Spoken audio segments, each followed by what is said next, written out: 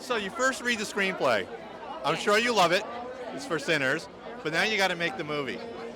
What was like your initial thoughts? Like, oh my God, this is going to be the biggest challenge for us. No, it wasn't the biggest challenge. It was pure excitement because Ryan didn't even know how great the movie was that he'd created. But myself, Ruth Carter, when we started talking, we knew it was going to be huge. So we passed this excitement on with Ryan. And Ryan was sort of, you're kidding. And then we start doing our research and we do a lot of a deep dive, a lot of mood boards, a lot of historical research. So we're completely accurate for the period and representing the time. And that's interesting because you have to actually create two different periods, 1930s, Jim Crow era, but also vampires. Right. So how was blending the two and figuring out how you can navigate that?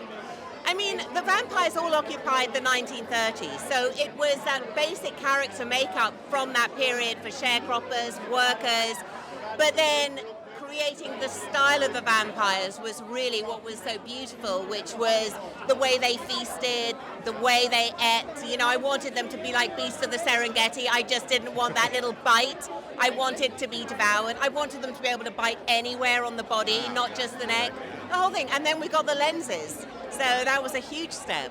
To me, one of the key scenes is the vampire dance musical. Yes. A lot going on. A lot. What was the biggest challenge for that sequence? The heat, the bugs, the perspiration. But when you're fixing your makeup, you're sealing it, you're doing it in layers, and also when you develop products that don't actually react to those conditions, you're pretty good to go. So that was the main thing. We just had to keep reapplying blood, freshening things up. But otherwise, I just want them to be looking as deconstructed as possible, and that is the reality. The real important, I argue, every scene's important, but if you don't pay off the musical number where you're bringing in all the different musicians throughout time, yes, the movie, I think, wouldn't work as well. It really needed that. What was the process of doing that sequence? Because you had so many different characters, different eras, all mixed together. I mean, that undoubtedly was a very complex and beautiful punctuation, actually, for the movie. And we had certain characters that were scripted.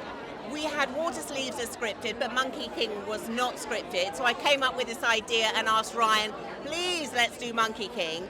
It's one of my favorite characters in Chinese mythology. So we ended up doing that.